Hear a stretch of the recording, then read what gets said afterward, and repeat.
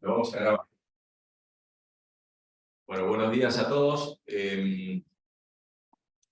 Acá tenemos el gran honor y oportunidad de tener a Oscar Viñar. No voy a leer su currículum porque si no voy a estar hasta mañana. Creo que todos lo conocen. Hoy está liderando el capítulo de Química en la Academia Nacional de Ingeniería.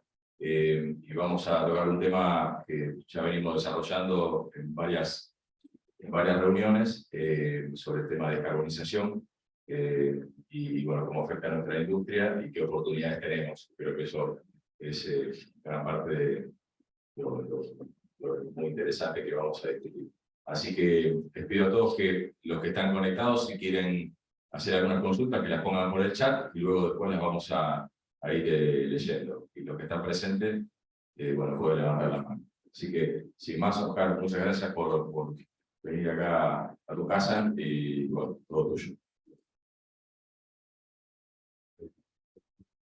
Bueno, muchas gracias.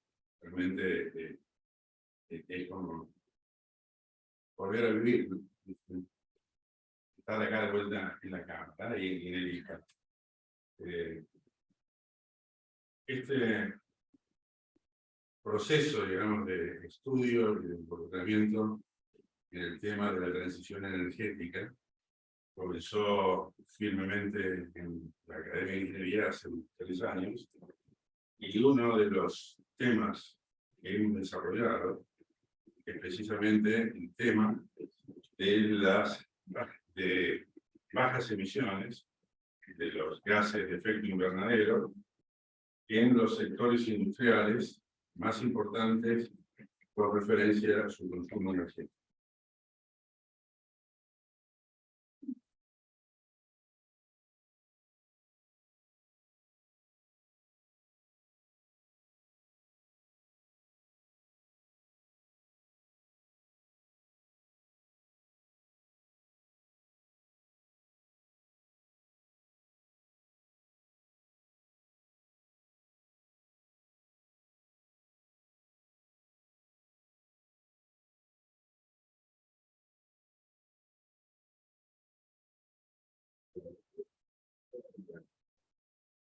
Bueno, la Academia de Ingeniería de Argentina pertenece a un grupo de academias de ingeniería en el mundo, un consejo de academias de ingeniería. Son 31 países. De esos 31 países están los países más importantes en cuanto al desarrollo, los Estados Unidos, están Países Bajos, Alemania, Francia, Inglaterra y China, que hoy es un jugador muy importante en todo el sector industrial y en todo el sector económico. Estas 31 países tienen 5 comisiones técnicas que trabajan durante el año en temas que se eligen en cada oportunidad. Y en el año 2022, el año pasado, en realidad un año y medio, se eligió un tema muy importante, que es el estudio de las emisiones en algunos sectores industriales que representaban más del 70% de las emisiones de anhídrido carbónico y alrededor del 60% de las emisiones de metano totales, ¿no?, en el mundo. Y la idea fue organizar grupos de trabajo para estudiar qué se podía hacer en la descarbonización de estos sectores para bajar la huella de impacto ambiental en una ventana de oportunidades que se definió, digamos, hasta el año 2040, buscando fundamentalmente tecnologías que ya existieran o que estuvieran ya próximas a ser implementadas, y dejando un capítulo abierto para más adelante, que serían todas aquellas tecnologías que se estima que se van a aplicar después del año 2040 en adelante. Esos 7 sectores que se eligieron fueron Food and Agriculture, que es la parte, digamos, del impacto en el sector agrícola, desde el campo, digamos, hasta el consumidor final, toda la cadena. La parte de edificios y las ciudades, es decir, toda la parte urbana. El tema de oil and gas. Y aquí estamos refiriéndonos siempre a lo que se llama emisiones scope 1, es decir, emisiones derivadas del funcionamiento del sector. No se va ni scope 2, que sería analizar, por ejemplo, qué es lo que consumen de energía, por ejemplo, eléctrica, si esa energía eléctrica tiene o no impacto en las emisiones de carbono, y no se va aguas abajo o aguas arriba en toda la cadena, sino que este trabajo está dirigido exclusivamente a los establecimientos de este sector industrial. Por ejemplo, el oil and gas, ¿qué es lo que se estudió? Las emisiones en los yacimientos, las emisiones en las refinerías, en los procesamientos y demás. Ese es el corazón del estudio. El tema químico, la industria química, la industria del cemento, que es el sector más difícil de descarbonizar de todos ellos. ¿Por qué? Porque necesita temperaturas de más de 1500 grados centígrados y porque además la materia prima que se consume se descompone y genera ácido carbónico. Entonces este es un desafío enorme que este sector tiene. Bueno, es este mes en la Cámara, en la Academia de Ingeniería del 29, vamos a presentar las recomendaciones sobre la industria del cemento. El otro sector que también es muy importante es el hierro y el acero, que también tiene un desafío enorme, el tema de la carbonización. Y el séptimo sector es el tema de información, tecnología, comunicaciones, que tiene un impacto también muy grande, porque a medida que se digitaliza la economía se consume más electricidad. Y a medida, por ejemplo, que se avanza, es impresionante cómo aumenta el consumo de energía derivado de la informática. Un ejemplo, la tecnología de celulares, 5, que se llama la última tecnología, 5G. 5G implica como 10 veces más consumo de energía en cada una de las antenas de comunicación.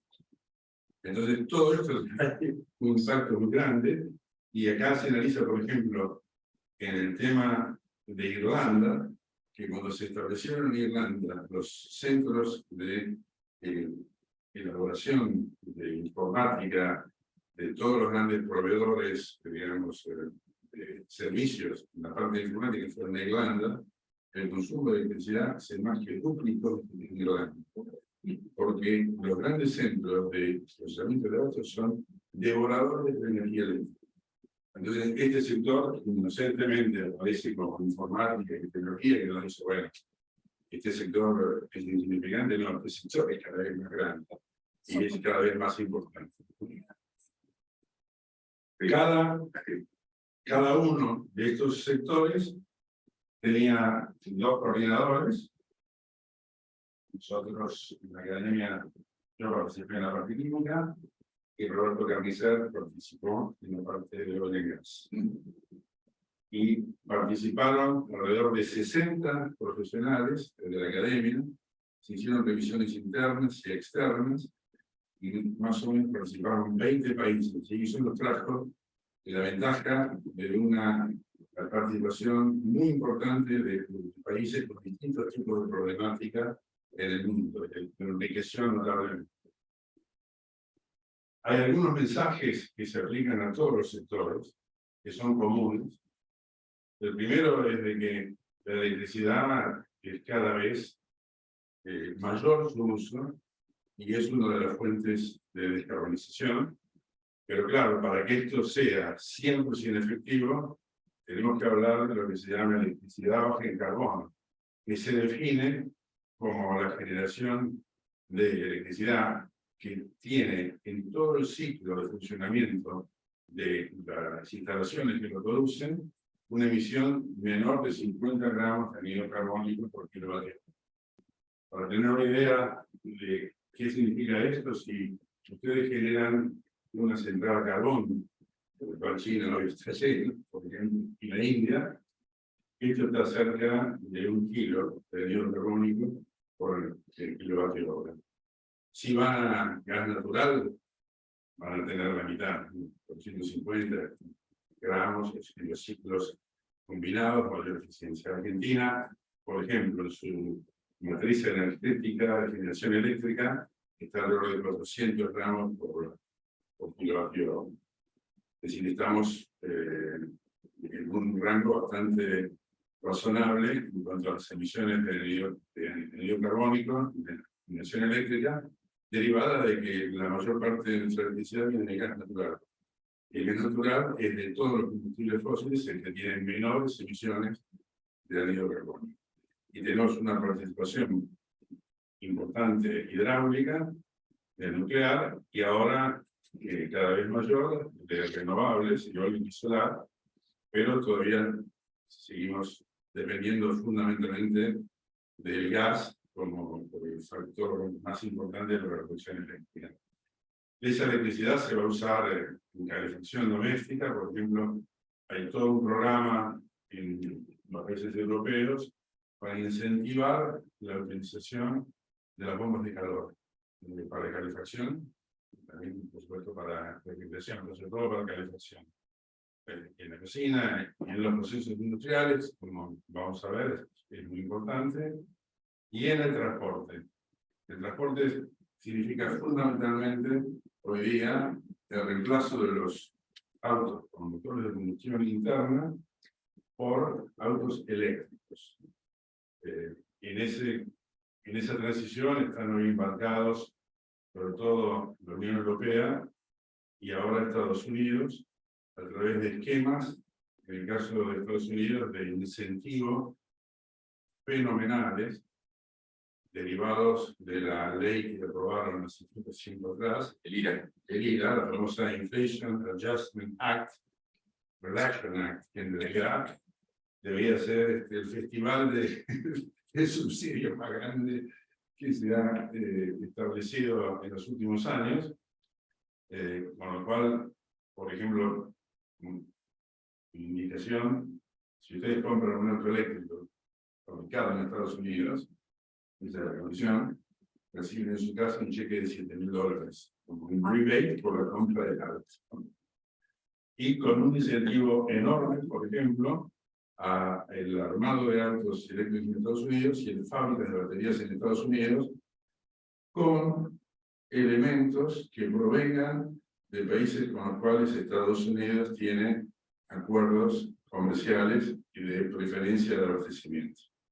Es decir, que hay todo un redireccionamiento desde el Estado, tanto en Estados Unidos como en Europa, a, digamos, lo que sería interferir en los mercados y hacer que las industrias automotrices y sobre todo las fábricas de baterías se instalen tanto en Europa como en Estados Unidos. ¿Esto a quién ha beneficiado? México.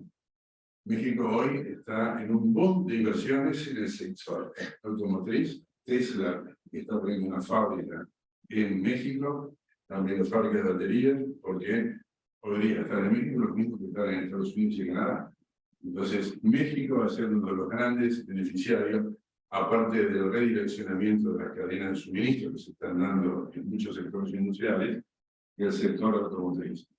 Acá hay una gran pregunta para Argentina, si tenemos algún rol, si podemos tener alguna participación en esta gran conversión que va a sufrir la industria automotriz en los próximos 15 años, 15 a 20 años.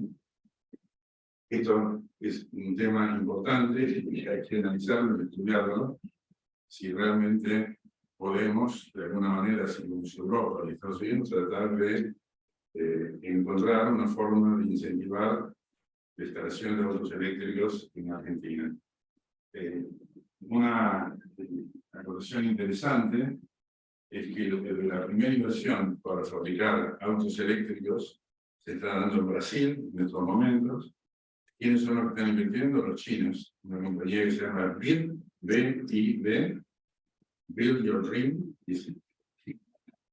Le ha comprado la fábrica de Ford en San José de los Campos, histórica fábrica de Ford, una de las primeras de Latinoamérica, una planta gigantesca, porque Ford ha abandonado la construcción de autos en Sudamérica, entonces le ha vendido la planta, bien, que la va a readaptar para fabricar autos eléctricos. Bien, soy el fabricante de autos chino más grande del mundo, y China soy el fabricante más grande de autos eléctricos del mundo, y además está junto con Tesla a la cabeza de la tecnología del auto eléctrico, a punto tal que Audi ha ido a China a celebrar un acuerdo de transferencia de tecnología para poder construir la base de sus autos eléctricos Audi en Europa. China hoy es un jugador importantísimo en el campo de los autos eléctricos y hay algunos capítulos interesantes. China, India, por ejemplo, ¿qué es lo que ha hecho? Se ha dedicado a electrificar el transporte urbano, pero no los autos, ni los micros, las bicicletas y las motitos. Entonces hoy tiene una revolución de fabricación, construcción, ventas de los scooters, de las bicicletas de 2 y 3 ruedas. Ese es un mercado que sería quizás interesante explorar en Argentina, como también para el mercado latinoamericano. Es decir, todos estos cambios traen oportunidades y hay que estar muy atentos para tratar de encontrar una participación en ellas. En tecnologías comunes en todos los sectores, como el hidrógeno, que podemos hablar, y la captura y el almacenamiento de carbono, que en este enfoque está orientado más que nada a lo que nosotros conocemos en las plantas químicas, que es capturar las emisiones en chimenea, digamos, del anhídrido carbónico, reusarlo, como se hace, por ejemplo, para hacer urea, que se capta el anhídrido carbónico para reaccionarlo con el amoníaco, y lo que se está invirtiendo muchísimo dinero, sobre todo en Estados Unidos, creo que hay más de 30.000 millones de dólares de subsidios para los proyectos de Carbon Capture and Storage. Es buscar la forma de enterrar el anhídrido carbónico, que en Estados Unidos lo están viendo en campos de petróleo que están agotados, o usar ese anhídrido carbónico como reinyección tanto en los campos de producción convencional de petróleo para aumentar la productividad de los campos, como también usarlo, y en esto no soy un experto, pero sí lo he visto, en el uso del fracking, usar ese anhídrido carbónico en los fluidos que se usan para la rotura, digamos, necesaria para producir en los campos de shale gas. Y acá voy a introducirles una nueva forma de captura a continuación, pero bueno, por supuesto, la eficiencia energética está en todos los sectores, todo lo que se puede hacer para aumentar la eficiencia energética es lo que llaman de low hanging fruits, los frutos fácilmente obtenibles, pero ojo acá, hay que fijarse que la reducción de energía conduzca también a reducir las emisiones. Porque puede plantearse, y hay algunos ejemplos que están en el trabajo, de que si uno solamente mira la reducción de energía en un proceso, puede terminar emitiendo más anhídrido carbónico, que es lo que quería solucionar. Es decir, bajé mi consumo, digamos, de energía por kilogramo de producción, pero resulta que emití más anhídrido carbónico que en forma anterior. Entonces, es importante que en todos los programas de eficiencia energética se mire al tema de las emisiones de anhídrido carbónico. Esto es, bueno, para nosotros es sueño una noche de verano, es decir, que tengamos políticas coherentes, integrales, pensadas, abarcativas, digamos, que no solucionen problemas puntuales, sino que den un marco de referencia en el cual todas las acciones que se desplieguen tengan un soporte jurídico institucional, ¿no? Y esta es una análisis del ciclo de vida, es una herramienta fundamental en el uso de las tecnologías para la reducción de anhídrido carbónico, y es muy complicado. No es fácil, es muy fácil decirlo, pero es muy difícil que el resultado sea realmente, diría yo, a prueba de balas. Y hay distintas formas, hay distintos conceptos metidos, lo llaman análisis atribucional, análisis societario. Bueno, son tres formas distintas de hacerlo, que requiere una especialización realmente importante, pero tienen un rol clave en las decisiones de qué ruta sigo. Cuando tengo que hacer un cambio, para que en las posibles alternativas yo me vaya por la que al final de todo el ciclo de lo que estoy haciendo, la suma de, digamos, de las emisiones sea la menor posible. Acá hay un campo de desarrollo, de enseñar esto, ¿viste? Y hacerlo correctamente. Pero eso es muy importante. Y acá hago un injerto en la presentación.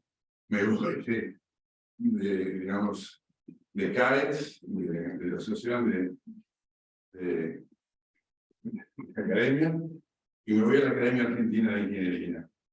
Hace como 1 año y medio o 2 también, empezamos a estudiar el tema de qué hacer en Argentina en la transición energética, ¿no? Mirando, como mira todo el mundo, el 2050, donde todos dicen voy a estar a net cero de emisiones de gases contaminantes, y si me pongo ese objetivo, por lo menos en los papeles voy a presentarlo, que voy a estar ahí. Pero más que poner en los papeles, lo que quisimos ver es ver qué podemos hacer, porque cada país realmente es un mundo distinto en el campo de las emisiones. Y cuando nos metimos a investigar esto además, encontramos algo que no estaba, por lo menos para nosotros, para la mayoría de los ingenieros, no estaba tan, digamos, consciente de en qué nos estábamos metiendo. Y cuando nos metimos en esto, nos dimos cuenta que el anhídrido carbónico, primero, no es un veneno, es un gas que viene acompañando la vida del hombre y la vida de la Tierra millones de años, que originalmente, cuando la Tierra se enfrió, después de desprenderse del Sol directamente, tenía una atmósfera que tenía una enorme cantidad de anhídrido carbónico, de nitrógeno, de metano y de agua, y no tenía oxígeno, y que de alguna manera se produjo un milagro a través de los millones de años, que es el proceso de fotosíntesis, por el cual, a través de la energía del Sol, empezamos a retirar anhídrido carbónico de la atmósfera y empezamos a crear moléculas orgánicas, primero vegetales y después microorganismos, y desde ahí evolucionando a través de un proceso de millones de años, hasta que terminamos a la situación de hoy, donde tenemos la Tierra cubierta de vegetales, de plantas, y tenemos bichos que hoy caminan en 2 patas, que están acá presentes, y somos el producto de esa absorción de anhídrido carbónico, y que en algún momento lo vamos a devolver a la atmósfera, y vamos a ser nosotros parte del ciclo de la vida de ese anhídrido carbónico. Y cuando vimos eso, y vimos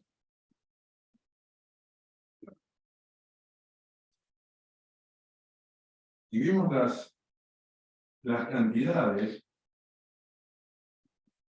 las emisiones asociadas al ciclo de vida, es decir, hoy en la Tierra, se emiten 771 gigotons de anhídrido carbónico por año. Es decir, el proceso normal de emisión desde los organismos vegetales y animales y del océano es una emisión a la atmósfera de 771 gigatons de anhídrido carbónico. ¿Y cuáles son las emisiones antropogénicas que nos están volviendo locos hoy en los combustibles fósiles? 35. Miren ustedes la diferencia entre lo que está pasando hoy en la naturaleza y el despiole que estamos causando nosotros con 35. Y otras 6 millones de gigatons por el uso incorrecto del suelo. Ahora, hoy, en los océanos se absorben 337 gigatons de anhídrido carbónico, y por los suelos, las plantas, las pasturas y demás, 454. Es decir, emitimos 812 y absorbemos 791.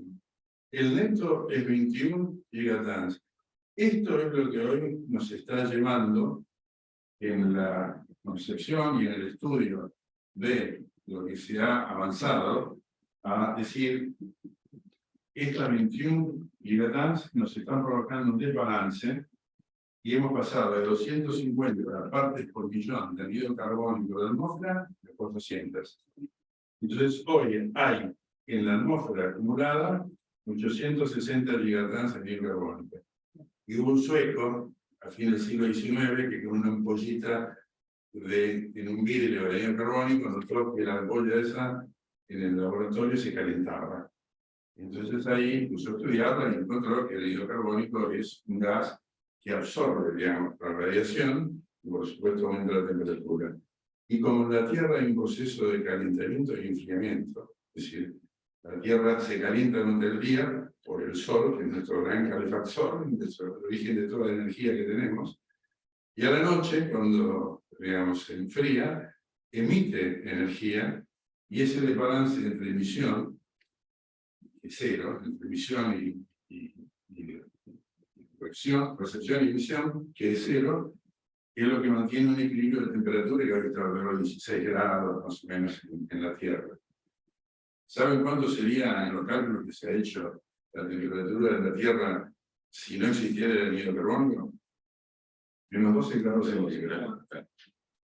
Entonces, cuando uno ve esto, dice que esto es parte del funcionamiento de la Tierra, es parte de la termodinámica. Entonces uno lo ve desde el punto de vista de la ingeniería, no desde el punto de vista de la biología, y dice, bueno, esto es un equilibrio termodinámico de lo cual nosotros estamos acostumbrados a hacer, y uno si ve esto que dice, ¿cómo hago para morfarme estos 20 millones de gigatons que están hoy siendo emitidos?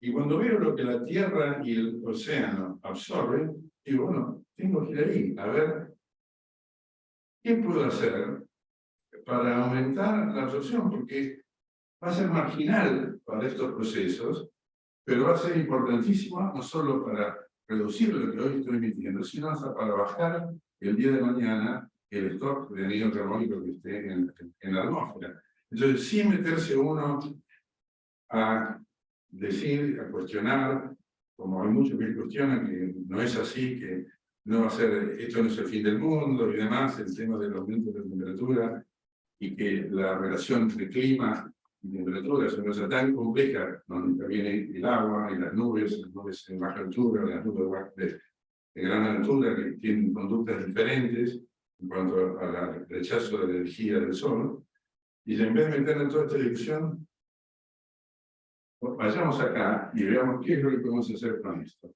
Y eso es lo que nos llevó a estudiar esto, y nos dimos cuenta que ya había, en el grupo del IPCC, empezó hace unos pocos años atrás, esta idea de empezar a ser explorada, y es lo que llaman el carbon budget. Ese carbon budget es lo que emito,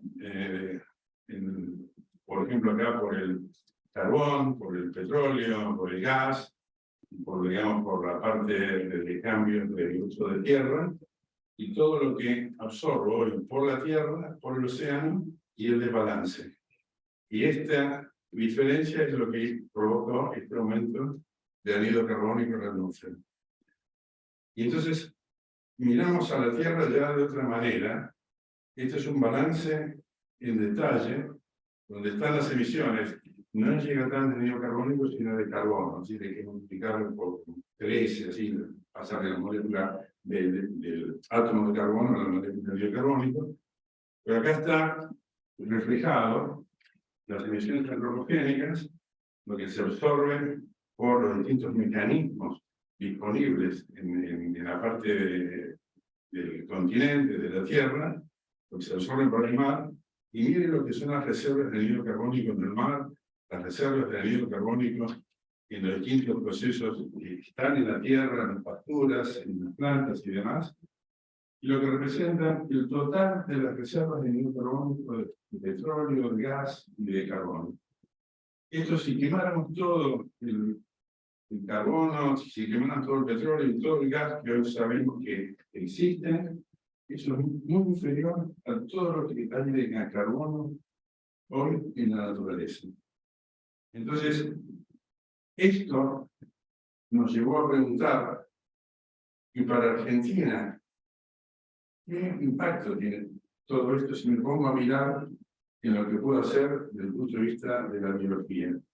Y cuando miramos eso, tomamos el balance hecho por el Ministerio del Medio Ambiente y de la Secretaría de Agricultura, por números que son muy conservadores.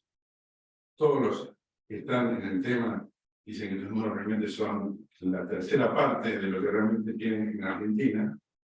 Y esto es el potencial identificado hoy oficialmente de qué sumideros de anhídrido carbónico potencial tenemos en Argentina, en distintas categorías, en la deforestación evitada. Acá hay una ley de bosques que no se cumple desde hace años en Argentina. Nadie controla, nadie regula el tema. Esta ley tiene un fondeo sobre las retenciones al campo. De acá, de esta ley le van al gobierno millones de dólares y lo sacan de las retenciones del campo, que tendrían que ir a esquemas de reforestación y demás. ¿Saben cuánto va de todos los fondos que se retienen? Menos del 2%. Todo lo demás va a gastos generales del Estado. Es decir, inclusive hay algunas herramientas que ya existen que no se usan, como pasa en tantas áreas, ¿no? de nuestro país. Bueno, todos estos análisis, inclusive un tema importante que ha derivado en Europa y en Estados Unidos un ataque violento al consumo de carne vacuna y campañas ya oficiales y en las escuelas de consumir menos carne vacuna y demás por el famoso problema de las emisiones de metano por los procesos del estómago entérico de las vacas que generan metano. Bueno, acá hay toda una forma para trabajar las posturas y aditivos y demás que pueden usarse. En Argentina hay una enorme cría de ganado en pasturas naturales y el uso de pasturas naturales tiene un balance de anhídrido carbónico de absorción en vez de emisión equivalente. Así que Argentina tiene hoy en producción de carne una ventaja marketinera enorme. Si pudiéramos exportar la carne y si pudiéramos incentivar a que la gente crezca a través de pasturas el uso de la carne vacuna. Debería ser menos ciclo, debería ser certificada la carne verde. Exactamente, sí. Tendría un mercado increíble en todos los nerds europeos y americanos. Le podríamos vender la carne al doble del valor, ¿viste? Y se sentirían, ¿viste?, que están contribuyendo, ¿viste?, al bienestar del mundo. Y además consigue la vaca la acariciamos también y la tratamos bien. Es decir, todo esto tiene un potencial enorme y este potencial de emisión de bonos de carbono, esto por cada tonelada que se absorbe directamente, ¿no? ¿Saben? Si lo aplicáramos a quemar gas, podríamos compensar con esto solamente 160 por día se producen 160 millones de metros cúbicos de gas en Argentina. Aproximadamente 20.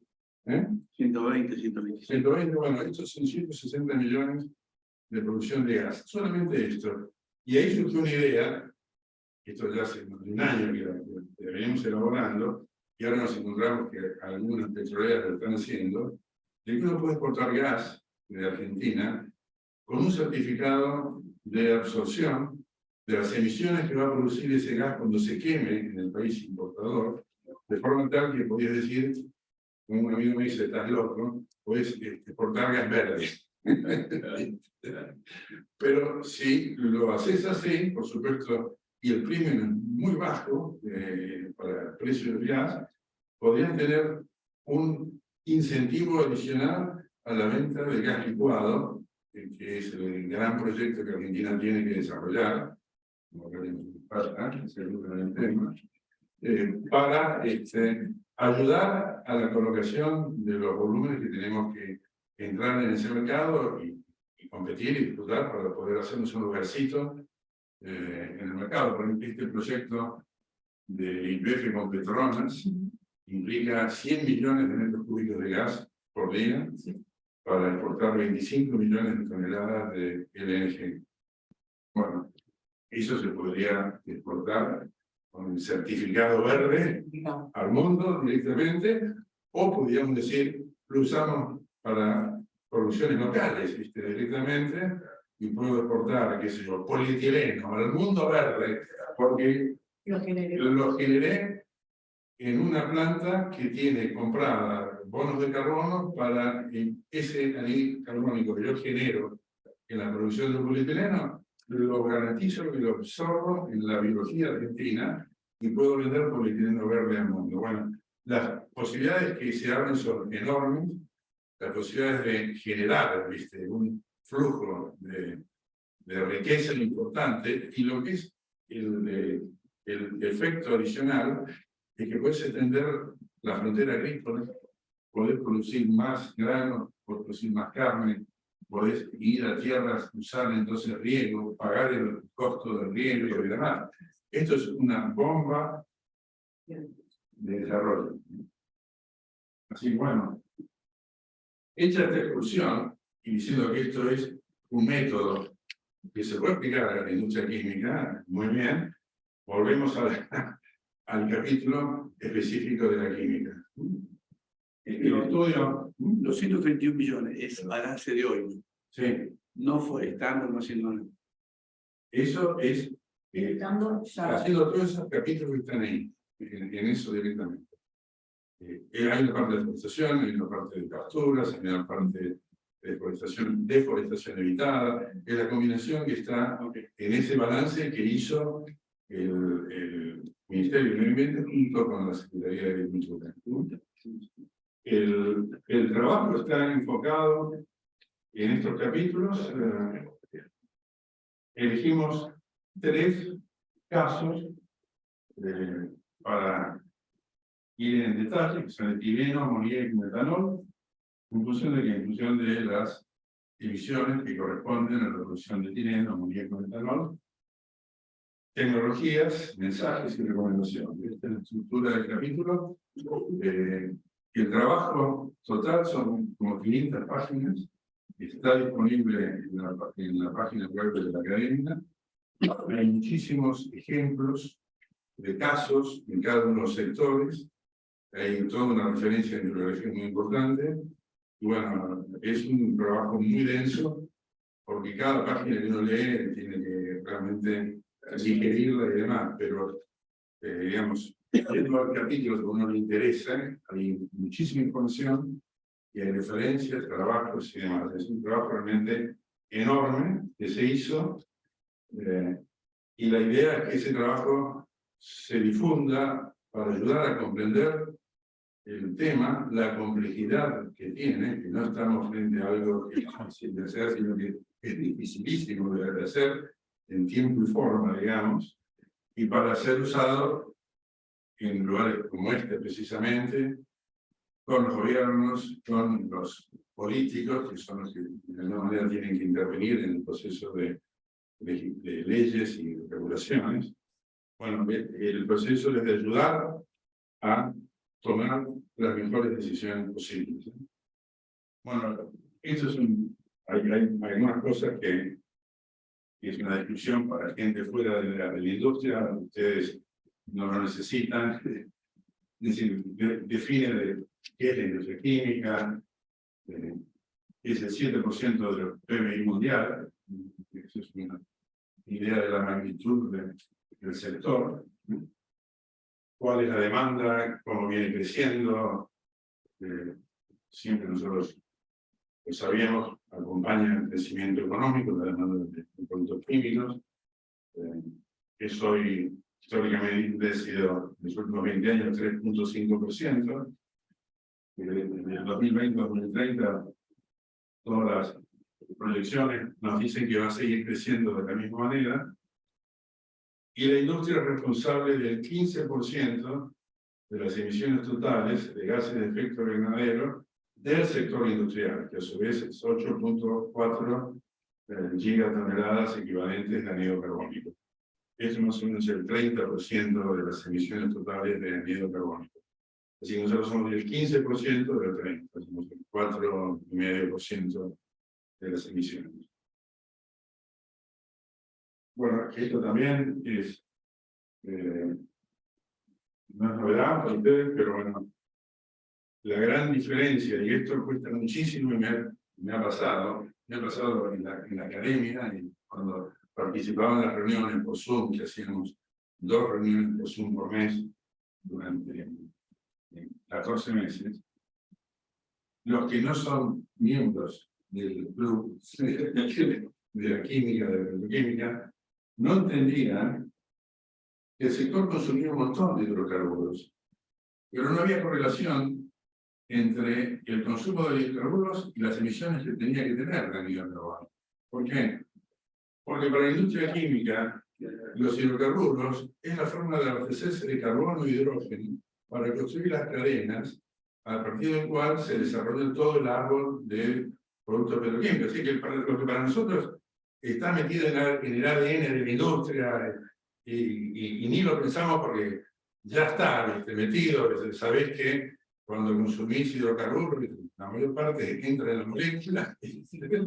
Por supuesto, puede ser que después, al final del ciclo, alguien lo queme, y ahí entonces, pero en función del proceso en sí, desaparecen los hidrocarburos enterrados en las moléculas que producimos.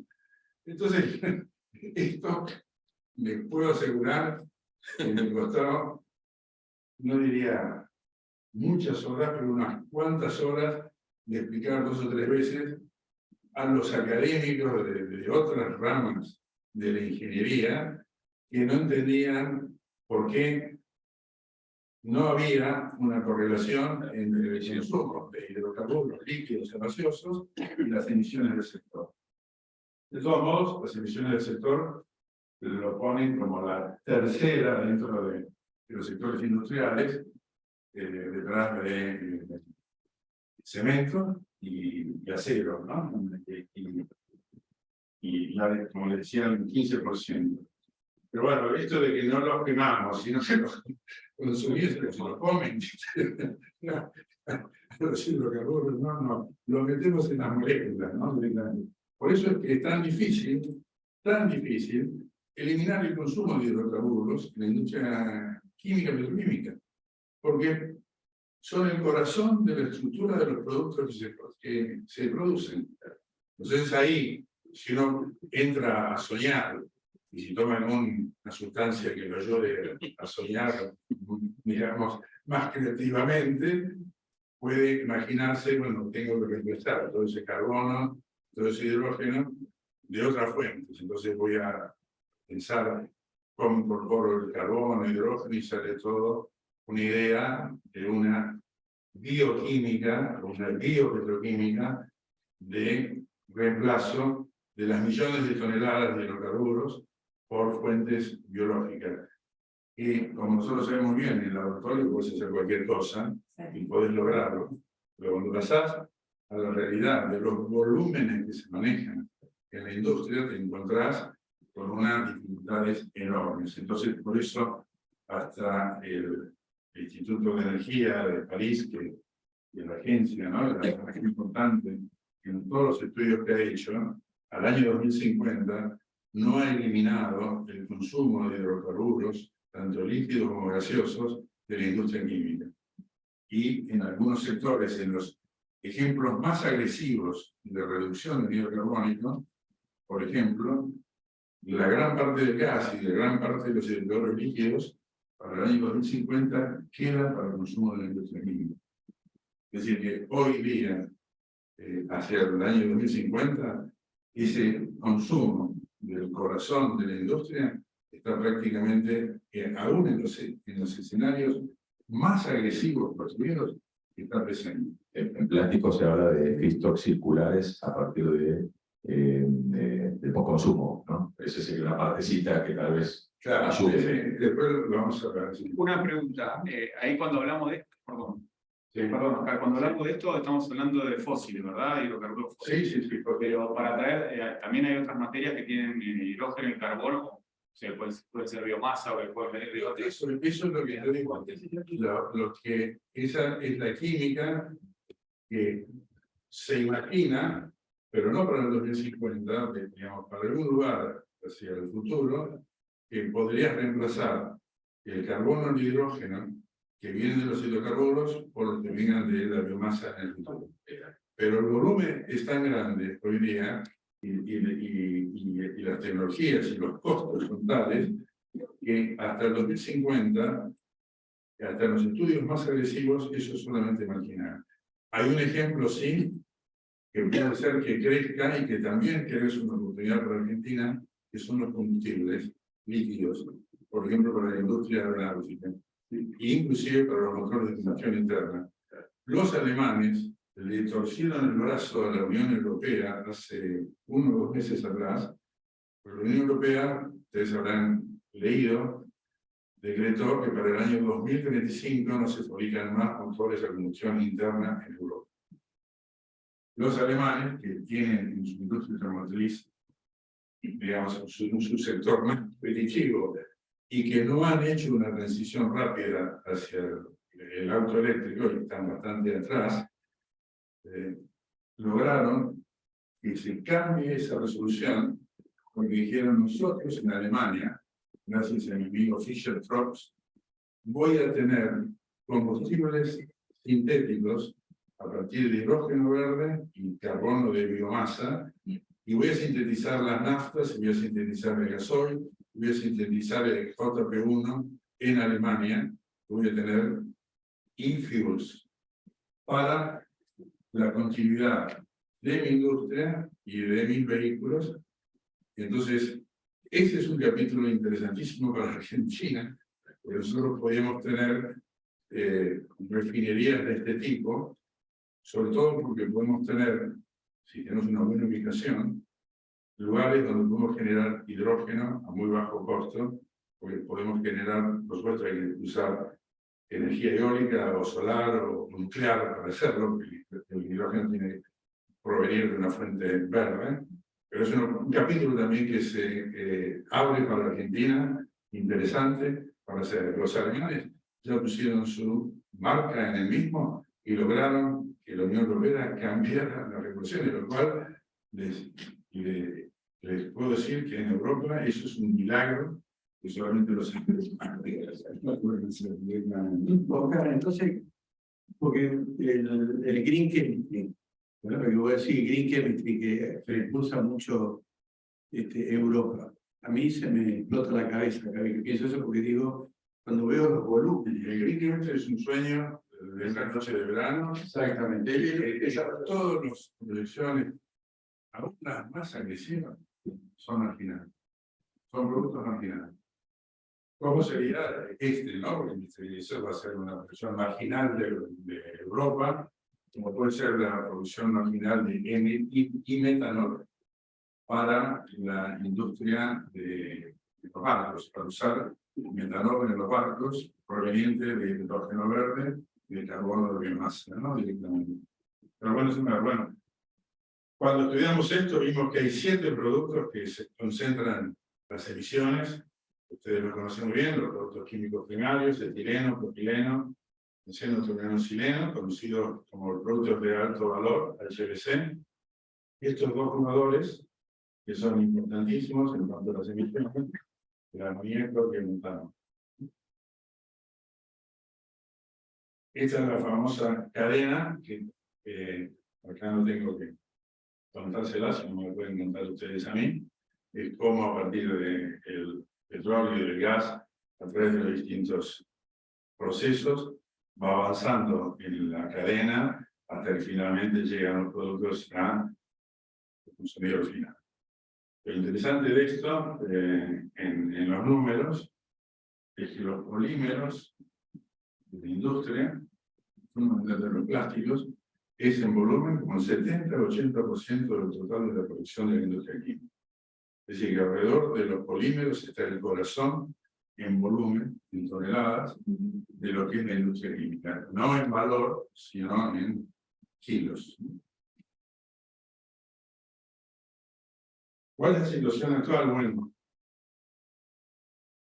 en los plásticos la tasa de crecimiento ha sido del 3% desde el 2000 al 2020, y aquí hay que analizar esto en detalle, porque es muy diferente el consumo de los países desarrollados a los países en desarrollo. Estos son los números, ven que la diferencia es fenomenal.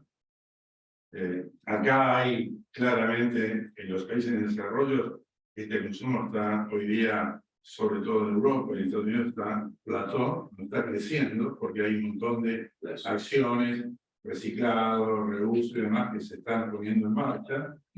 Pero acá, si los países en desarrollo, Asia y África, en América, en menor grado, pero también, si se desarrollan industrialmente y económicamente, esto va a crecer y esto va a alimentar el consumo de la industria. Hoy día, la industria consume el 14% del petróleo que se produce. Estos son más o menos 13 millones de barriles por día de petróleo. Y en metros cúbicos de gas es, acá es alrededor del 8% del consumo de gas del mundo que va a la industria química. Es decir, y esas dos demandas, ese 14 y ese 8%, es que en las proyecciones, no en porcentaje, porque el porcentaje va a aumentar, pero en volumen va a seguir aumentando, pero en porcentaje mucho más, porque no se ve que la biomasa reemplace a los hidrocarburos en la fuente de carbono y nitrógeno. Y de todos los productos químicos, el number one es el amoníaco. Y el amoníaco es el producto que es alrededor del 15% de participación de las emisiones de la industria química en el sector industrial sin el amoníaco. Es decir, 1/3 de todas las emisiones de anhídrido carbónico de la industria química representa el amoníaco. Y el otro que es muy importante por las tasas de crecimiento que tiene es el metanol, donde también su crecimiento desde el 2000 al 2020 ha sido del 7%. Después lo vamos a ver más en detalle. El primer caso es el de etileno, que ustedes también conocen. Esta es la producción, de todos los productos químicos, es el de mayor tonelaje en el mundo, son 168 millones de toneladas anuales en 2020. Esta es la tasa que se espera crecer hasta el 2030. Bueno, es el building block fundamentalmente de polímeros, pero de muchos otros productos. Como ustedes saben, las materias primas son metano, propano, gas ligado a petróleo y la nafta. Dependiendo del continente, predomina la nafta o el petróleo. En todos casos estamos hablando de craqueo, con vapor, en hornos de 1000 grados centígrados, donde se rompe la cadena de carbono. Bueno, acá tienen dos efectos, lo conocen ustedes, es la energía necesaria para producir la rotura de la molécula de carbono y las emisiones de hidrocarburos que se queman posteriormente, metano, que se genera muchísimo. Entonces hay un requerimiento de energía y una generación de productos que también se quema, lo cual da el consumo alto, tanto de energía como de anhídrido carbónico. ¿Sí?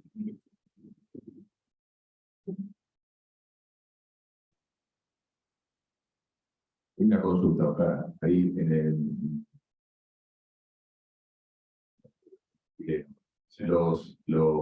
el consumo de energía viene a través de los hornos, ¿no? Por supuesto, el consumo también, claro, lo que es compresión, almacenamiento, todo el proceso. Claro. Pero el corazón en el horno de La tendencia que uno ve es hornos de hidrógeno, Canadá, o hornos eléctricos.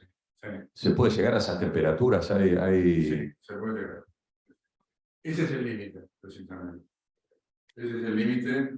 Hay plantas no a escala industrial, pero son semiplantas. Hay un proyecto de Shell y Dow conjunto en Holanda que están, digamos, están en etapa de desarrollo, ¿no? Directamente, pero la generación de la reducción de emisiones va, uno, podemos saber por selectividad de materias primas y otro por el sistema que has mencionado. El caso 2 es el amoníaco, la demanda global de 150 millones de toneladas año, crecimiento de un 3,5. La mayor parte del amoníaco va a fertilizantes, urea, fosfato y amonio. El amoníaco es central para que la población haya llegado a los 7.000, 8.000 millones que tenemos hoy día. Si no hubiéramos tenido el amoníaco en los volúmenes que se produjeron a partir de Haber-Bosch, los dos alemanes que al principio del siglo XX desarrollaron la síntesis de amoníaco a partir de nitrógeno y hidrógeno, no podíamos tener la cantidad de gente que hoy existe en el planeta, no podíamos alimentarlos. Y el amoníaco está en el corazón de por qué logramos alimentar una población de 7.000, 8.000 millones de personas. Por lo tanto, es así como es el que produce más anhídrido carbónico por tonelada de producto, es el producto que es imposible de dejar de lado, aunque se pueden hacer cosas para consumir menos, para afectar y demás, vamos a ver, pero es un punto clave. El proceso, bueno, lo conocen, es el Haber-Bosch, tiene necesidades energéticas muy elevadas para la producción de hidrógeno. El hidrógeno hoy se produce prácticamente por reforming con vapor de agua de gas natural. Hay una parte también que se hace a partir de carbono, pero 2/3 de la producción de amoníaco viene por el gas natural y 1/3 viene por el carbono, fundamentalmente en Asia. Y tiene necesidades energéticas también muy grandes, a pesar que el Haber-Bosch es exotérmico. La síntesis general partiendo de nitrógeno, hay que sacarlo del aire, ¿no? Directamente hay que destilarlo, enfriarlo y destilarlo. La producción del hidrógeno a partir del reforming, del gas natural o carbono, es un producto altamente intensivo en energía. Y lo otro es el metanol, que para mí fue una sorpresa lo que ha crecido, 110 millones de toneladas anuales, con una tasa de crecimiento del 7%, que esperan que continúen. Es un producto, bueno, iba normalmente de formaldehído, plásticos, pero la explosión vino en China por el uso del metanol, con el proceso de metanolturbinas, que revolucionó la producción de metanol de olfinas en China a partir del metanol. Y ese metanol, desgraciadamente, en China se produce a partir de carbono. Entonces aquí hay una emisión muy importante de CO2 derivados de la producción del metanol a partir de carbono. Y acá hay entonces una posibilidad real de sustituir el carbono por gas en este proceso para bajar a la mitad las emisiones de anhídrido carbónico. Entonces, esto sería uno de los low hanging fruits, de derivar el carbono, pasar a consumir gas natural.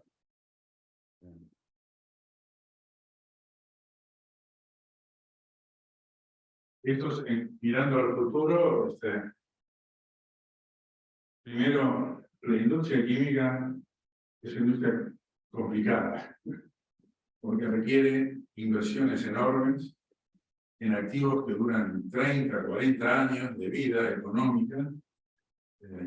Entonces, estamos hablando de un sector que no puede cambiar de un día para otro. Es un sector que, así como todos los grandes sectores industriales de capital intensivo, es irreal pensar que vamos a tener una transformación instantánea. Esa transformación se va a dar en décadas. Es decir, es una realidad que el sector va a ir hacia una descarbonización, pero esa descarbonización no va a ser instantánea y va a tomar tiempo porque las dificultades técnicas y económicas y los requerimientos de financiación son gigantescos. Entonces hay que hacer todo un ejercicio inteligente de transición para conducirlo de la mejor forma posible. Tiene 15 millones de personas que dependen del sector y 120 millones, si uno cuenta, digamos, proveedores y todo lo que gira alrededor de la industria. Sí, es una de las industrias claves del funcionamiento de la economía en el mundo. Hoy día gasta 210.000 millones de capital todos los años, es decir, medio PBI argentino se invierte. En la reconversión esto tiene que crecer y aquí vienen las dificultades de financiar sin tratar de aumentar los precios porque provocaría una expansión de la inflación en el mundo. Entonces, uno de los grandes temas de la transición energética es cómo conducirlo sin provocar una explosión de precios, que provoque una reacción social que paralice el desarrollo, porque cuando la gente vea, como ha ocurrido, que lo han visto ustedes en Francia, cuando aumentaron el impuesto a la nafta, que casi incendia en París, porque aumentaba el precio de los combustibles, y ahora cuando aumentaron los precios de la electricidad, a consecuencia del conflicto con Ucrania, también otro desorden fenomenal que terminaron subsidiando la energía eléctrica para que el aumento del costo lo sabía el Estado. Pero eso, como nosotros sabemos, tiene límites que, si no se respetan, terminan haciendo explotar la economía en Argentina y en el mundo. El mundo no ha explotado, pero si no tiene en cuenta estos factores, puede volar por los años. ¿Cuáles son los desafíos de la industria? Bueno, si hay una disminución a futuro de la producción de petróleo y de gas, va a ser un problema el tema de asegurarse la provisión de energías primas, de petróleo, de gas, para mantener la producción y de energía. La energía eléctrica va a aumentar violentamente. Un ejemplo que estamos ahora trabajando, yo estoy ahora en un grupo que está estudiando el tema de electromovilidad. En Francia, si reemplazaran todos los vehículos a motores de explosión interna por autos, camiones eléctricos, la necesidad de generación eléctrica de Francia aumenta un 45%. Entonces, la inversión que significa, por ejemplo, electrificar el transporte, significa una inversión no solamente en generación, sino en distribución, en líneas de alta tensión, transformadores, cargadores. Son los temas que se tiran muy ligeramente, pero que implican cambios, diría, drásticos en otros sectores y inversiones gigantescas. Y si uno lo quiere hacer sin aumentar los precios de la energía final, es un desafío enorme que se presenta y que por eso requiere una análisis inteligente. Otros temas de los que recién mencionaba Gabriel, posiblemente va a haber una baja en la demanda por reciclaje, sobre todo en los países desarrollados, y inclusive la posibilidad de que haya restricción de usos con algunos productos, en algunos mercados, como por ejemplo la posibilidad de que prohíban el plástico para envases no retornables o no reciclables y demás. Es decir, todos los desafíos que son los de la industria. En todos esos escenarios es importantísimo el tema de electrificación de los procesos y porque otra de las conclusiones que llegan de los estudios que se han hecho, si en el año 2050 la industria química quisiera decir tengo 0 emisiones de carbono, no tiene otra salida que esto. El carbon capture y storage, o uso, y aquí es donde viene SBN para Argentina. Es decir, para nosotros, las soluciones de la naturaleza pueden ser la llave de la solución de este problema hacia el 2050, o usualmente también.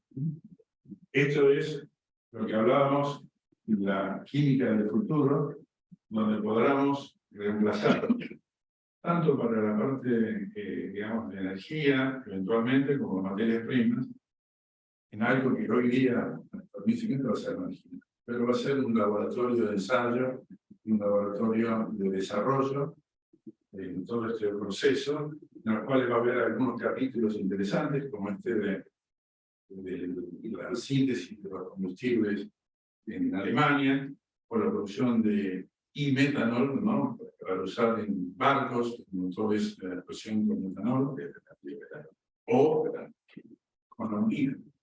En el amoníaco hay 2 fabricantes de motores de barcos son motores diésel de 2 tiempos, que están ensayando el amoníaco como combustible para los motores diésel de 2 tiempos.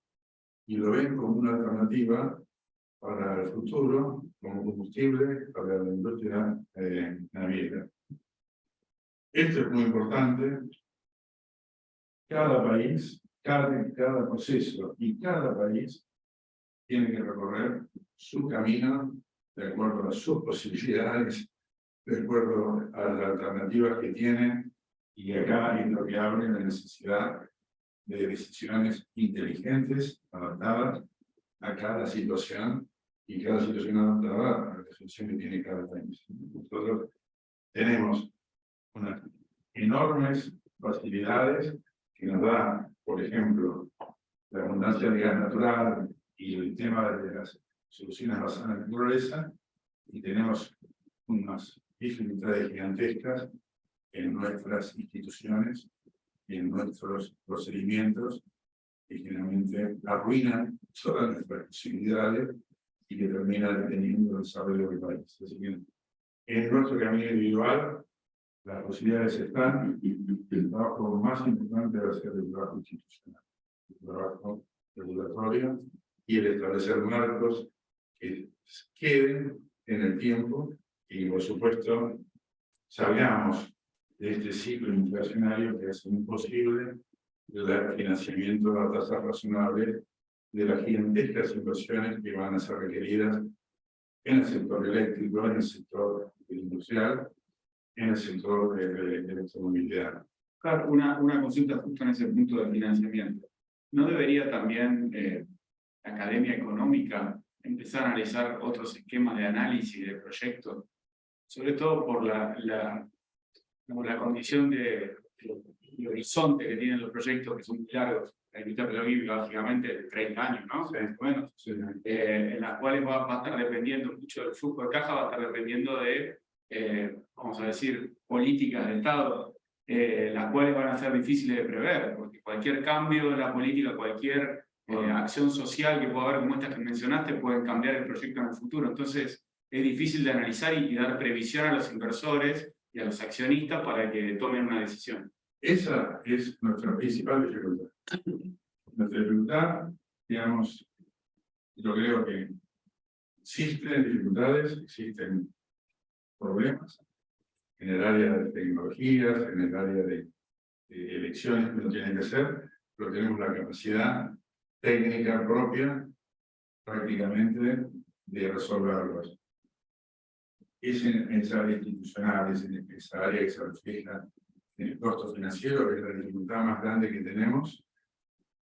Un camino que se está enseñando ahora, que ustedes lo deben conocer, es el crear condiciones puntuales de tratar de crear una isla, digamos, en Argentina, que se rija por leyes diferentes y por disposiciones distintas, como es esta ley que está en el Congreso para el gas natural licuado, donde se crean una serie de condiciones para facilitar el financiamiento, se dan garantías de que no se van a cambiar los impuestos, de que no se van a cambiar los mecanismos, que no se van a interferir en las exportaciones de gas natural licuado, como se ha interferido en la de propano, el butano y demás, en el caso de Mega, claramente. Bueno, ese es un camino, punto por punto, industria por industria, más que industria, es como sector por sector, es lo que se está haciendo hoy día. Otro es, en las inversiones, buscar garantías del Banco Mundial, como se ha hecho en las energías renovables, donde el Banco Mundial les ha garantizado a los inversores que, por ejemplo, no van a especificar la tarifa de repago de electricidad que va a vender al Estado, los que producen energía eólica. Es decir, hoy lo que hay son soluciones individuales que muchos dicen, bueno, es mejor eso que nada, pero que no es la respuesta para que esto pueda ser una ola de transformación en Argentina. La respuesta tiene que venir por una normalización del esquema institucional argentino, del esquema regulatorio, y eso en una normalización del sector financiero, que Argentina pase a ser un país normal. Hasta que no seamos un país normal en el mundo, y no tengamos cepos y todo este tipo de barreras al desarrollo, lo demás va a quedar un ejercicio entre nosotros, vamos a estar muy contentos, pero la realidad va a ser cada vez peor para Argentina año tras año. Los temas importantes de lo que hablábamos en las energías, el carácter de los activos, las habilidades, es decir, hay toda una revolución por la electrificación, y digamos que implica nuevas tecnologías y demás, que hay que prepararlos en las universidades, hay que hacer todo un desarrollo importante para acompañar lo que hay que hacer para adelante. Y en las tecnologías, bueno, en los hornos de craqueo, el tema es el uso de la electricidad, el uso de etano para producir etileno claramente es mucho mejor que por su selectividad que usar nafta o usar propano. Propano va por las refinerías o por los procesos de deshidrogenación de propano. Y en la parte de hidrógeno, bueno, el tema es, este es un tema que algunos amigos me dicen, el hidrógeno ha sido importante hace 20 años y es el combustible del futuro y lo seguirá siendo. Porque ven el hidrógeno, digamos, de un blanco, de una fuente de energía, hoy día estamos muy lejos porque los costos son muy altos y las proyecciones que se hacen siempre es, bueno, estamos acá, pero en 20 años vamos a ir acá. ¿Por qué? Y por decreto. Porque, bueno, va a haber mayor inversiones, se va a invertir más, entonces, con todas las tecnologías, cuando uno empieza a invertir y empieza a producir masivamente, como pasó con las baterías, va a haber un cambio en la producción, entonces nos vamos a acercar a un dólar y medio por kilo de hidrógeno, que es el costo de hacerlo a través de los turbines de gas. Hoy estamos por lo menos en 4 o 5 dólares por kilo de hidrógeno, cuando aplicamos los costos reales de la electricidad y del costo de los electrolizadores. El hidrógeno va a ser importante para la industria, pero bueno, va a tener que competir con otros usos, sobre todo para el amoníaco, porque por ejemplo para el acero también el hidrógeno va a ser importante en el proceso de descarbonización de los altos hornos de acero. La materia prima es lo que hablábamos del etano, reemplazando la nafta. Bueno, y esto es lo que hemos hablado, que es la captura de carbono está aquí para quedarse, y acá es donde Estados Unidos está invirtiendo, ya decía, 30 billones de dólares en impulsar esta tecnología y buscar cómo llevarla a los campos de petróleo e inyectarla en los mismos. Todos creo que tenemos esa posibilidad biológica para hacerlo. Ahí mencionabas energía nuclear, que también está bastante en boga en las líneas centrales. Es una de las, digamos, realidades que uno se encuentra tan distintas en el mundo. China tiene como 40 reactores en construcción y en desarrollo nucleares. En Estados Unidos hay 0. Francia había parado y ahora dio una marcha atrás y han aprobado hacer 5 reactores nucleares nuevos, lo cual ha significado un cambio fenomenal en Europa, porque Europa había directamente enterrado, en Alemania, pero en general toda Europa había enterrado la energía nuclear. Los franceses le han dado vuelta, hoy el 70% de la electricidad en Francia es nuclear, hoy van a volver a hacer reactores nucleares. Hungría está haciendo reactores nucleares con tecnología de Rusia, de Rosatom. Y la India, pero sobre todo China, está invirtiendo, pero masivamente, en energía nuclear. Y está una nueva tecnología, que es la que son los Small Modular Reactors, que se producen de forma en serie y no se fabrican in situ, sino que se llevan a una fábrica, se arma el reactor y se instala. Y es una experiencia que está haciendo Argentina también, ahí en el CARA. Y Estados Unidos ahora los ha redescubierto, que era un viejo proyecto de Bill Gates, que Estados Unidos se lo paró, se fue a China para hacerlo en China y se lo volvieron. No lo pudo hacer en China tampoco, pero ahora Estados Unidos ha dado una marcha atrás y está volviendo a invertir en la tecnología de reactores nucleares modulares. Y un ejemplo que es Dow. Dow está contratando un reactor nuclear para la producción de energía en Freeport, en Texas. Es uno de los primeros ejemplos de inversión de la industria privada en pequeños reactores nucleares para abastecer de esa forma de vapor y de energía eléctrica el complejo de Freeport. Las condiciones, bueno, hay cosas que se pueden hacer de inmediato, hay de eficacia, de electrificación, hay que hacerlos, y el tema sin esto, la industria no puede asegurar que puede llegar al 2050 con la captura cero.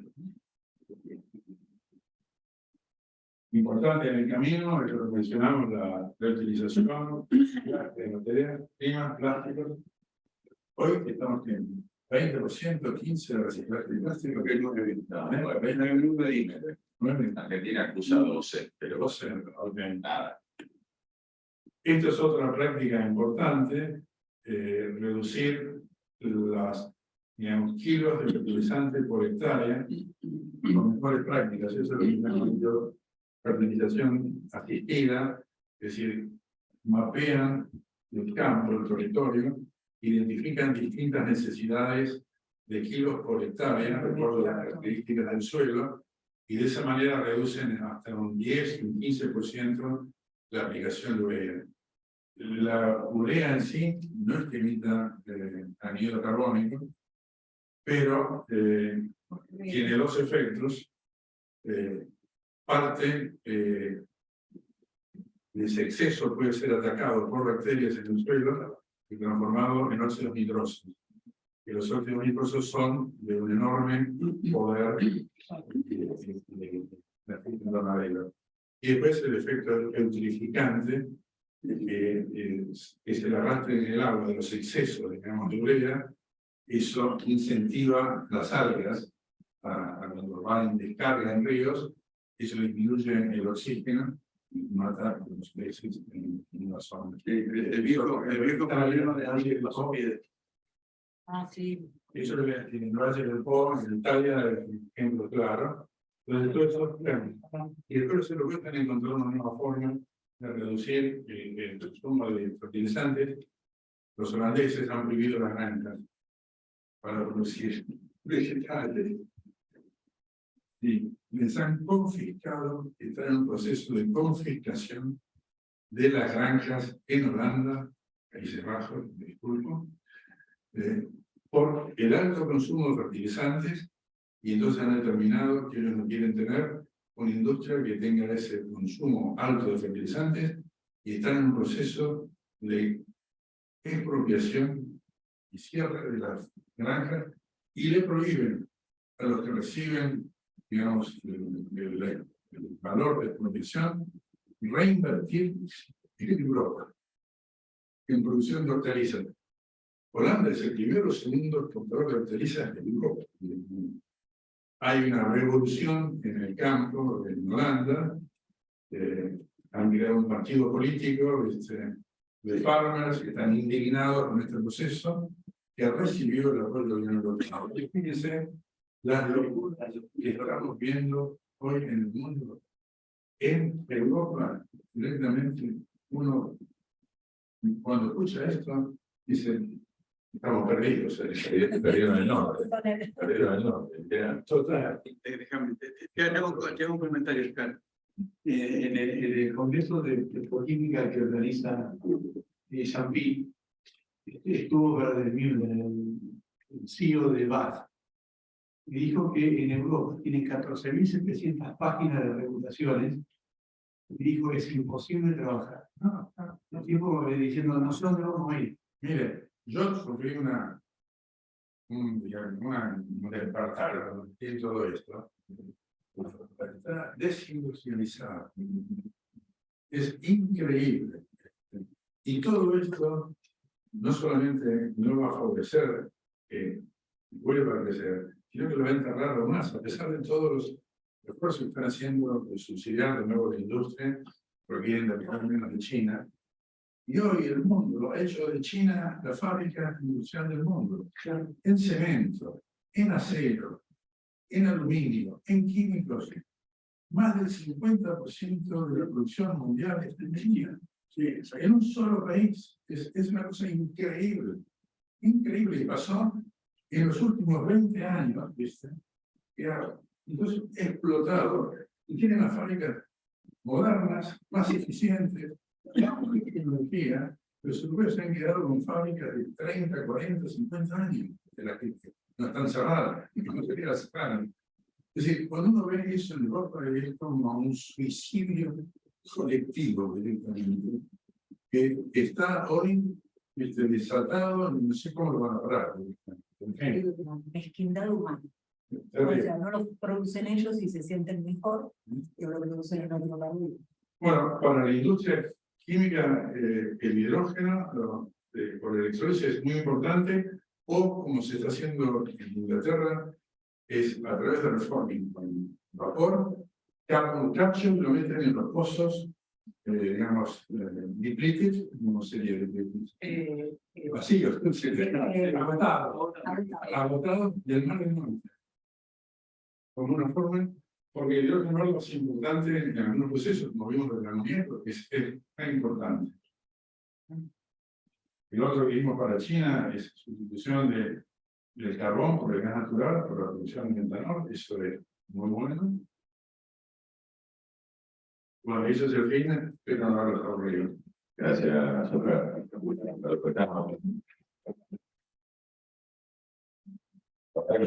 Da para escucharlo 3 horas seguidas, una cosa espectacular. Para los que están en virtual, si quieren abrir micrófono y hacer alguna pregunta, es el momento. Y para los que están acá, también.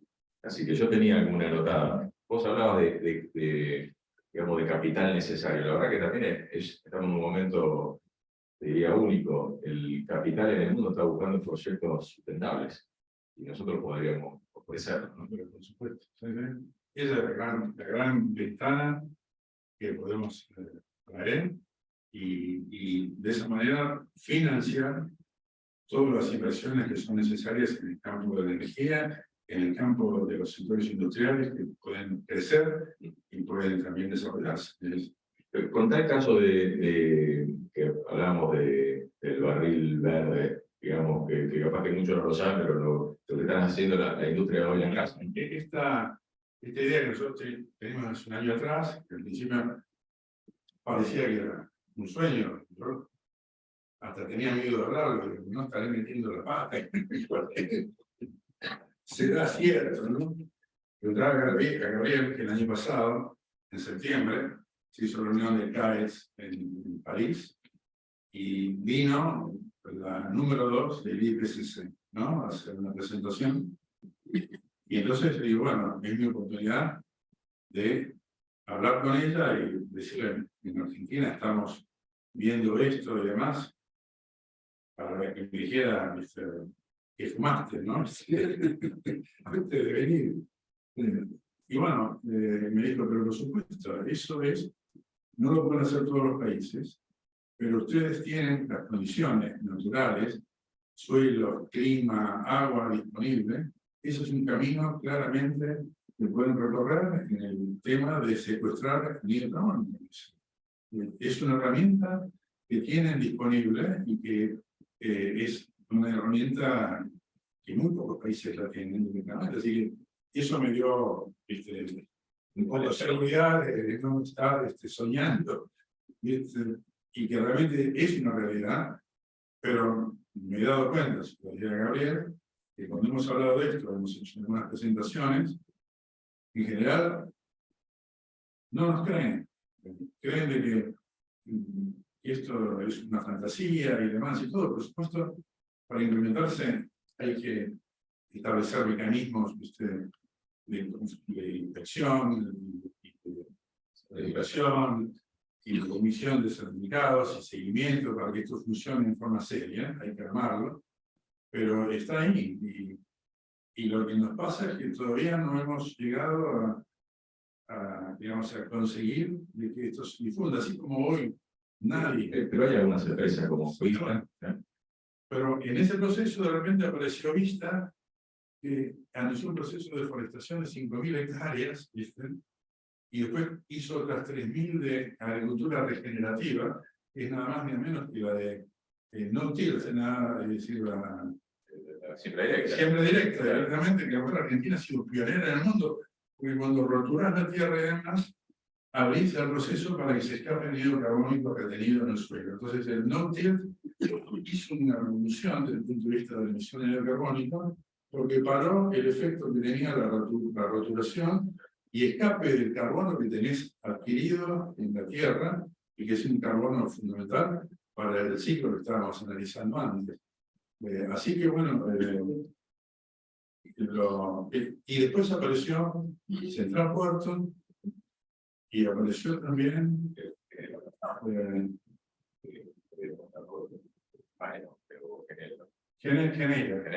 Geneia también, que anunció, creo, 2.000 hectáreas de forestación y demás para la emisión de bonos de carbono.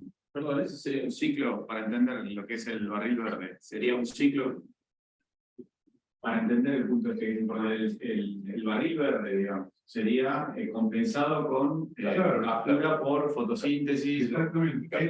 Es como decíamos con el gas.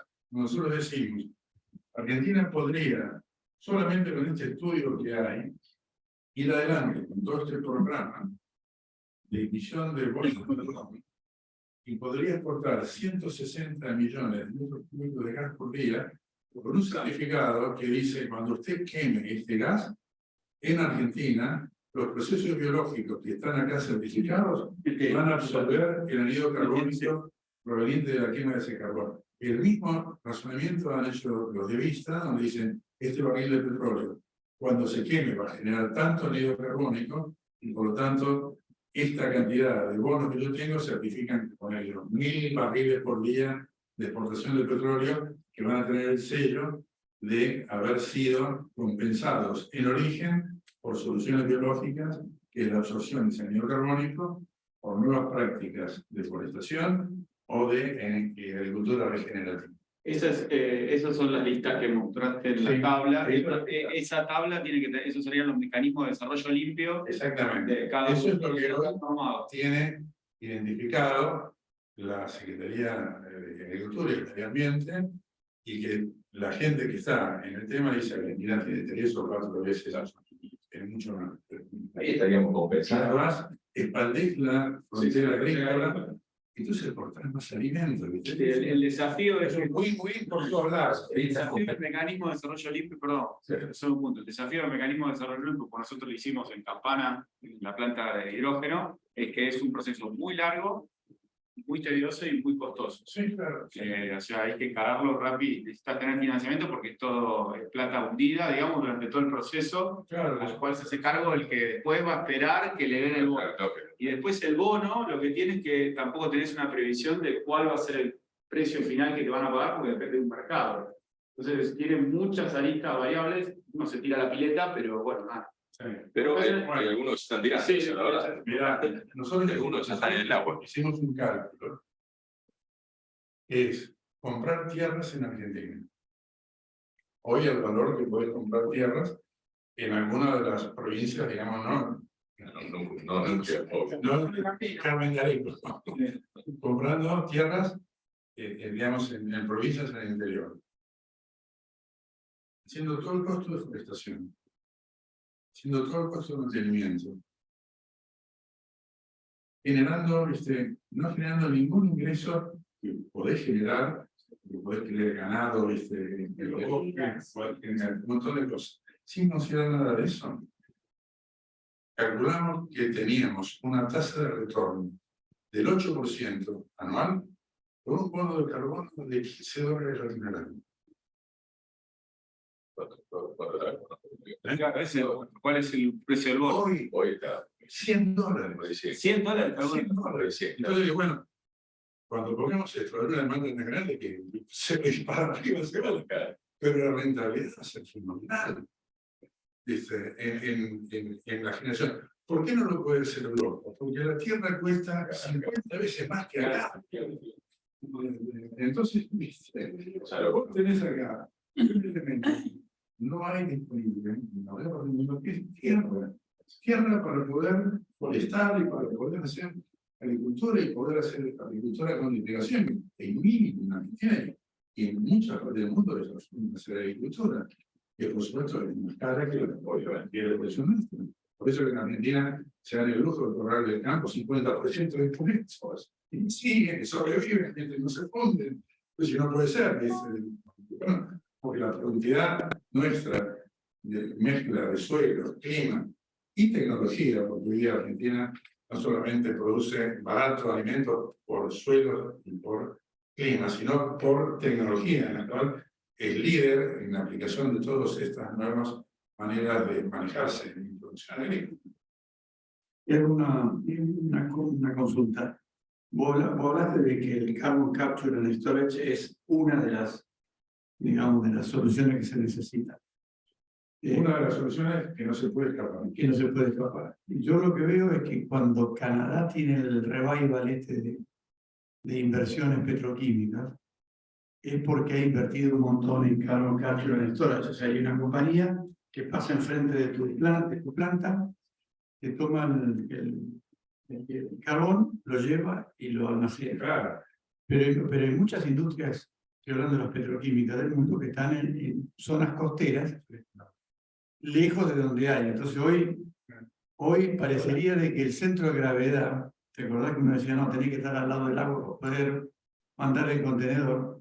Pero si parecería que el centro de gravedad, al menos en Argentina, si uno lo mira, se movería en Neuquén. Claro, sí, claro. Digamos, lo que antes no era. Bueno, el primer trabajo que hicimos fue petroquímica en Neuquén. Claro, por eso yo me acordaba de broma de la lata. Claro, pero ni nos imaginamos. El polo petroquímico es el que emite, digamos. Sí, pero no, la producción es, por ejemplo, una planta de amoníaco. Una cosa es tener en Neuquén, donde vos podés hacer carbon capture and storage, y otra cosa es tener en Rosario, donde no tenés a dónde. ¿Entendés? No tenés pozos de pletado ni pozos de sal estancos para poder guardar. Exactamente. Por eso es que los alemanes dicen que ellos no tienen la geología para hacer esto. Entonces, carbon capture and storage para ellos significa Morelos. algo imposible. Sí, puede ser alguien en Escocia que use, inclusive caños que ya no se usan del Mar del Norte para inyectar en el Mar del Norte. Ahí podés tener algo de eso, como hay un proyecto que los medioambientalistas están tratando de crear, de capturar el anhídrido carbónico con una planta de hidrógeno para inyectarla en el Mar del Norte, y entonces de esa forma cumplir con las especificaciones del anhídrido carbónico. En Estados Unidos, Texas seguro va a poder funcionar de esa manera, porque tienen los yacimientos ahí. Entonces, y tienen caños, a lo mejor lo pueden revertir y meterlos a funcionar con anhídrido carbónico, y pueden usarlo. Pero, por ejemplo, la Bahía Blanca, capturar anhídrido carbónico y mandarlo a Neuquén va a ser una inversión que te va a matar el proyecto en 2 segundos directamente. ¿Por qué no mandarlo al mar? Me parece que hay algún proyecto. Hay un proyecto que es usar el mar, pero en profundidades muy grandes. Pasando la plataforma, En digamos. el mar, por ejemplo, hay, según dicen, miren el número que hay de gigatoneladas de anhídrido carbónico, está en forma líquida en el fondo del mar por la presión del agua directamente, lo tienes licuado a esa presión. Es una de las cosas que está en estudio, y también, por ejemplo, hoy día el mar absorbe anhídrido carbónico en los primeros 200 metros, en el resto no. Entonces, el Departamento de Energía de Estados Unidos ha destinado unos cuantos miles de dólares para ver de qué forma se puede hacer de que el mar capture anhídrido carbónico en el resto de la profundidad, la profundidad media del mar, que son 4.000 o 5.000 metros de media, ¿no? Con lo cual solamente estás usando 200 metros para absorber carbono, pero de eso, por el delta que hay de concentraciones no va, porque esto es físico-química. Tenés 400 partes por millón acá, se absorbe en el agua y bueno, lo que absorbes es mínimo. Entonces, a 200 metros de 0 gradiente, ¿viste? En el porcentaje de anhídrido carbónico. Es decir, todo esto para nosotros es un técnico. Bueno, muchas gracias, doctor. Claro. Gracias a los conectados y bueno, y vamos.